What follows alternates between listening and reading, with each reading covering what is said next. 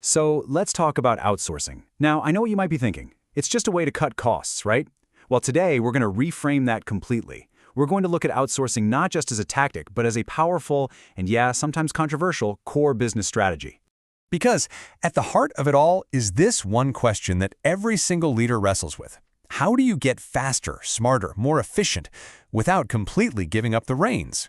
That's the fundamental puzzle, and a solid outsourcing strategy is designed to solve it. So to tackle that big question, we need a framework, a solid one. And any good strategy has to start with getting the definition right. We need to be on the same page about what we're actually talking about. Okay, at its most basic level, outsourcing is really just about strategic delegation. It's the decision to hire an outside specialist to handle a business function that you used to do yourself inside your own four walls. You're basically handing over the keys for that specific task to someone else.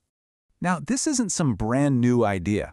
It was really formalized as a business strategy back in 1989, but it exploded in the 90s, completely changing the game for manufacturing and logistics. Fast forward to today, and it's a massive global industry that touches pretty much everything. And, as we'll get into, it definitely has its share of debate. Which brings us to the big question. Why?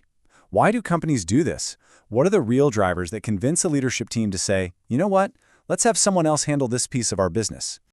Well, when you boil it all down, the business case really stands on two massive pillars. First, the one everyone knows, serious cost reduction. But the second one is arguably more powerful from a strategic point of view. It's about sharpening your focus on what you actually do best. Let's break both of those down.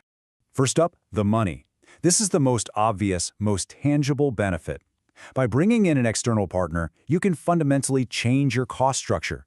We're talking about lowering everything from labor and benefits to rent, utilities, and those huge upfront investments in new tech. And this table just lays it out perfectly. Look at the shift. When you do it in-house, you're dealing with fixed costs, salaries, benefits, buying servers, that you have to pay no matter what. Outsourcing flips that model. It converts those big, lumpy capital expenses into predictable, variable operating costs. You're not buying the server anymore, you're just paying for the service. It's a huge economic shift. But honestly, beyond the numbers, this is where it gets really interesting. By handing off those non-core tasks, you free up your best people, your time, and your money to go all in on your core mission. It's about letting your team focus on the one thing that truly sets you apart from the competition.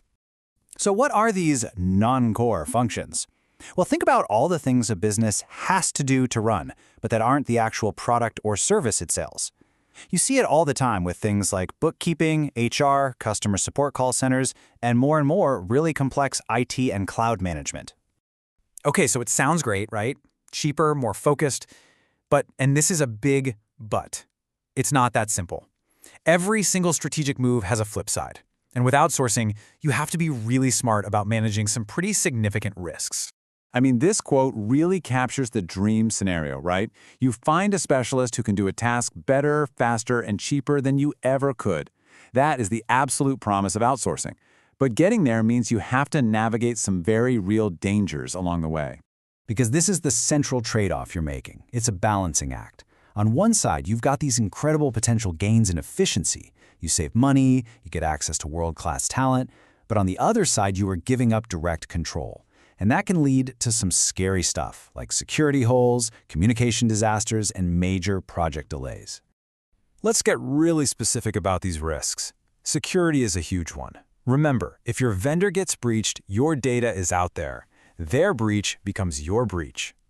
Then there's communication. If you're not perfectly aligned, you can end up with missed deadlines and shoddy work.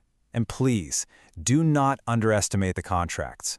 A vague contract is a recipe for disaster. You need everything spelled out, including how you get out of the deal if things go wrong. And the risks aren't just contained within one company. There's a much broader societal conversation to be had here. Outsourcing is frequently criticized for its impact on jobs at home and for contributing to a labor market where there are big gaps in pay and benefits.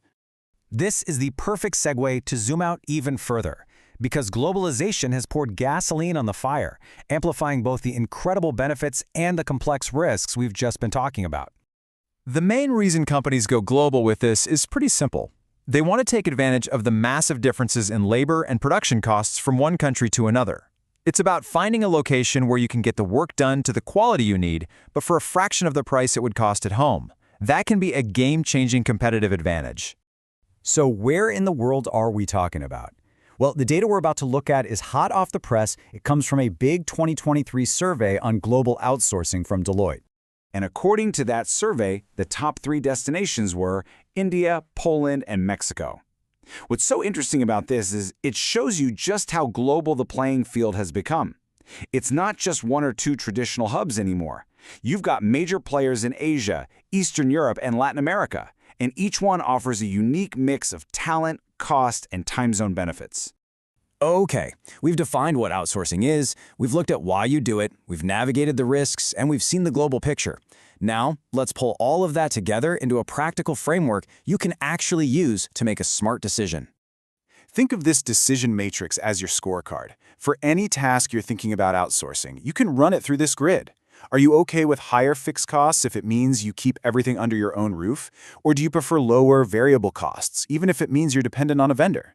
Do you need to have direct hands-on control over quality, or can you manage that through a really tight contract? This lays all the trade-offs out in the open so you can see them clearly. And that really brings us to the bottom line. When it comes to outsourcing, there is no one-size-fits-all, easy yes or no. The only way to succeed is to do the hard work, to assess the benefits versus the risks for each and every task, and to make sure you never ever give up oversight on the things that truly matter. So I'll leave you with this final thought. Maybe the most powerful way to look at outsourcing is as an act of self-definition. By consciously deciding what you aren't going to do, you're making an incredibly strong statement about what you are. Everything that's left after you've delegated the rest, well, that's the core of who you are as a business.